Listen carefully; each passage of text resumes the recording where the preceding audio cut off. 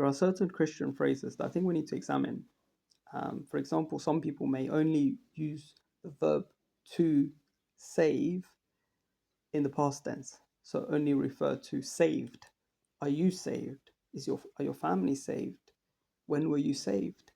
But actually, I think the accurate biblical way is to use it in all three tenses: is saved, being saved, and will be saved, which are all three tenses used in the Bible. And I think just using it in the past tense is not biblically accurate. And then the second one is when someone passes away, a believer passes away, to just assume that they've gone to be with God.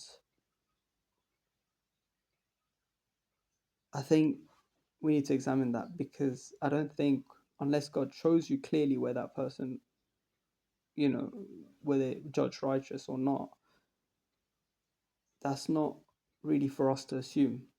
And actually, there are famous preachers and teachers when they've died that people said maybe they've gone to be with God, but actually, then later on, scandals might have come out about them.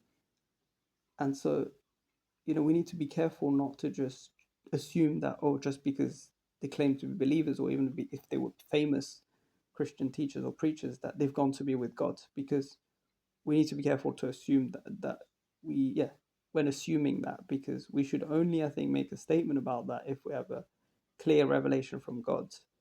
Um, because otherwise, how would you know everything in their life and judge for yourself? And I think those 2 points that I made so far, they can lean towards once saved, always saved as well, which I don't believe to be a biblical true teaching. I don't believe it's a biblical teaching.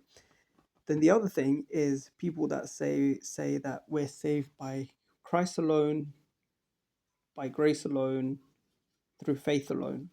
Now that part of through faith alone, actually, if you see it in the context of, so the word faith alone, that we're saved by faith alone, I haven't seen that in the Bible.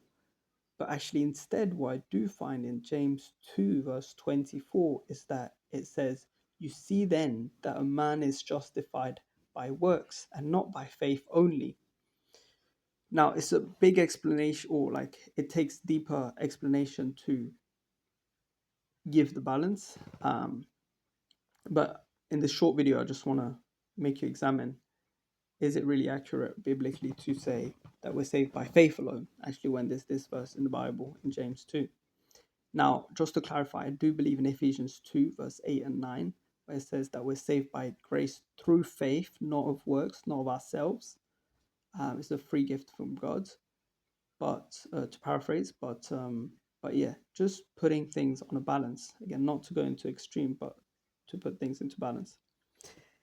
Now, on the other hand, I think there's certain phrases that we shouldn't be afraid of considering and using.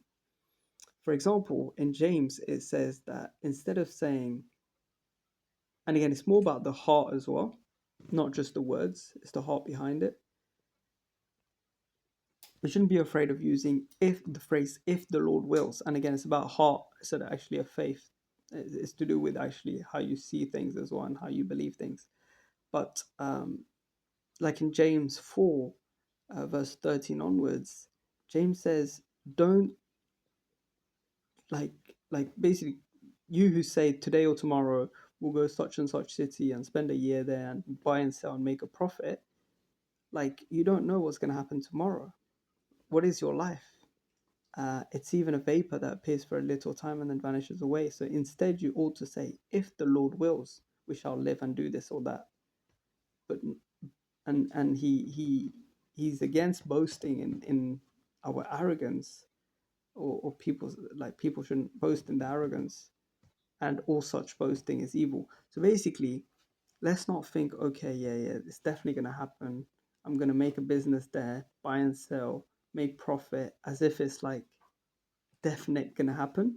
Actually, it's if the Lord wills. And let's not be afraid to use that phrase. And more importantly, let's actually see it how God sees it. Another verse is in 1 Peter 3, where it says that it points to Sarah, and how she called um, her husband Lord. Now, to clarify, husbands are not God, and wives should not see husbands as God.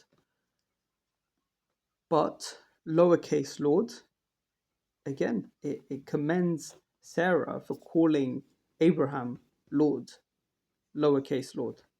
And so again, let's not be afraid. Why? I don't know if I've ever come across that a Christian woman, calling her husband Lord.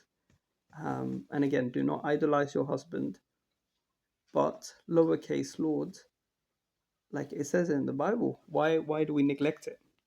Another one is especially in people that practice the gifts of the Holy Spirit and healing, including healing. Like in Philippians chapter 2, verse 27, Paul says, "But God had mercy on him," on one of his friends, "and not on him only, but also on me, to spare me sorrow upon sorrow." Because he was ill and almost died, but God had mercy on him. And it seems like he healed him. And so he says God had mercy on him. So especially in we got to be careful, especially in cultures where they think that, in cultures where they don't use this language, that God had mercy and healed this person. Or it's not really part of their mindset. That needs to change. And again, we should be sometimes, we should have this mindset as well, and see it like in the Bible that, hey, when someone gets healed, we can say that God had mercy on this person and healed them. So yeah, these are certain things to examine and to examine and to seek God, and where we might be, if we're neglecting certain verses, just this, because they might not be part of the culture around us. But if they're in the Bible, we are to take them seriously. So yeah, lots of love.